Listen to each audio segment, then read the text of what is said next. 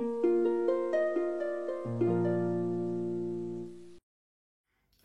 Assalamualaikum warahmatullahi wabarakatuh. Ketemu lagi di vlog Juru Baca. Saya Sanas Pahani, kita ngobrolin puisi lagi. Saya akan bacakan puisi Nyoto. Ya, Nyoto yang salah satu pemimpin Partai Komunis Indonesia itu. Sajak itu ditulis atau dimuat di Harian Rakyat Juli 65. Artinya ya 2 bulan sebelum G30S. Sajak itu mungkin ditulisnya oleh Nyoto jauh-jauh hari sebelum dimuat. Pasti lebih dahulu dia ke Paris, karena cerita sajak itu tentang pertemuannya dengan Bung Karno di sebuah hotel di Paris, di Prancis. Ya. Dan dalam sajak itu Nyoto menceritakan bagaimana dia berdiskusi sebentar. Nyoto baru datang ke hotel itu dan Bung Karno mau pergi meninggalkan Paris atau meninggalkan Prancis gitu. Dan mereka berdiskusi soal jatuhnya Khrushchev di Rusia. Dan ya mereka ngobrol tentang komunisme, tentang kesalahan Khrushchev yang disebut revisionis. Revisionis itu dosa dalam pemahamannya ideologi komunisme ya gitu. Jadi ya salah sendiri Khrushchev jatuh karena merevisi manifesto komunis itu gitu. Nah, disebut-sebut Aidit dalam sajak itu oleh Nyoto menyebut begitu. Dia punya saran kepada Aidit bagaimana harus menjalankan komunisme di Indonesia begitu. Dan nampak sekali Nyoto memang pintar ya. Nyoto dikenal sebagai tokoh politik yang paling pintar pada masa itu gitu.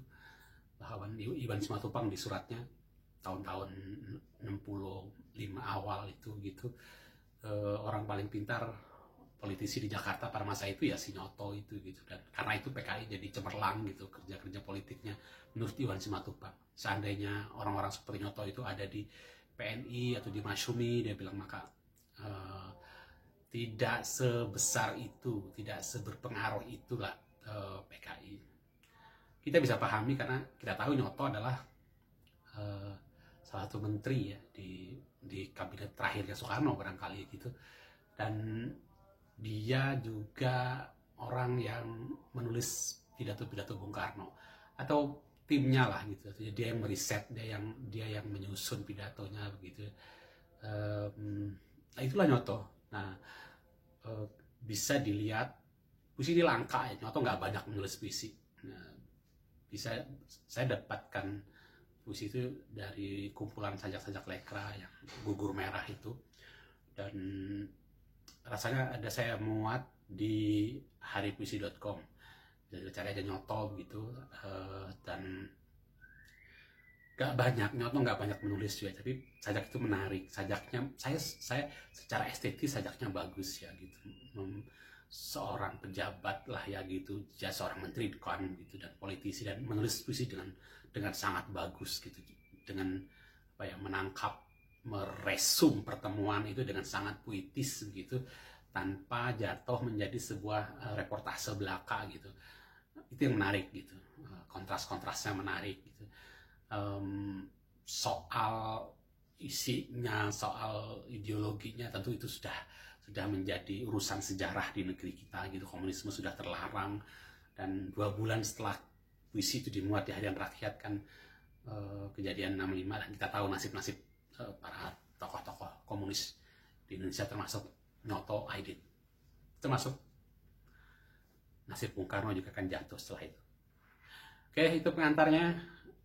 Dengerin saya membaca puisinya. Selamat menyimak. Ketemu lagi di video berikutnya.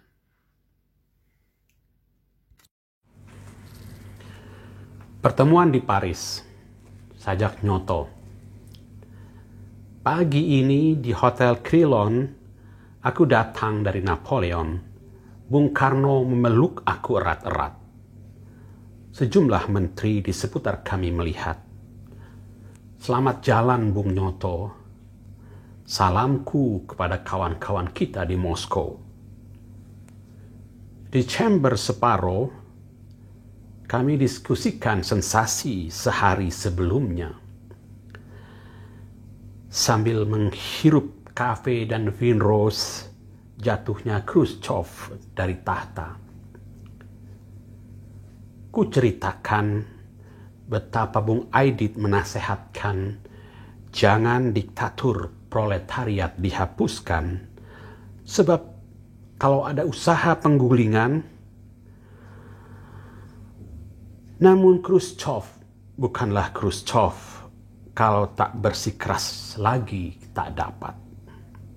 Dia tersungkur oleh negara seluruh rakyat. Lalu berceritalah Bung Karno bahwa 2 minggu yang lalu di Moskow bertengkar ia dengan Tsar revisionisme itu, yang pula karena kepala batu mendorong Bung Karno di Kairo berseru, hidup koeksistensi antara Moskow dan Washington. Mana mungkin yang macam itu antara Jakarta dan London, atau Sihanouk dan Lyndon Johnson. Kau kenal pengganti-penggantinya? Tanya beliau. Aku kenal. Aku menggelengkan kepala, bukan kesal, tapi gemas. Aku akhirnya bikin perbandingan. Di sini, di Paris berserakan striptease dengan pokalnya di Kongo, di Kuba, dan di Vietnam. Bukankah revisionisme juga bermain striptease?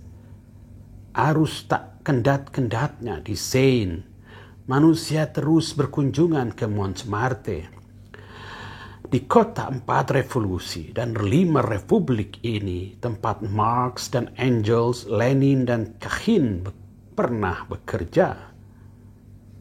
Udara tak sehangat Asia, di mana api revolusi membakari sosok-sosok G.I. Chengki dan segala boneka dari Rahman sampai ke Gurkha. Bersama Zuma Wen-Zhen di Tour d'Argent, gelisah aku merasa Tour de Eiffel rendah, dan di Champs-Élysées terasa benar Arc de Triomphe lesu. Kapan proletariat Eropa Barat ini bangkit menyerbu? Pastil abad kita, markas besar NATO di armada-armadanya, pangkalan-pangkalannya, tentara pendudukannya.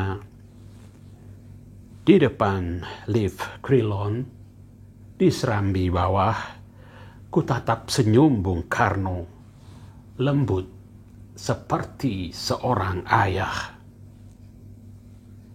Dan pejuang berpisah, sedang hati bertemu. Reaksi dunia juga yang pilu.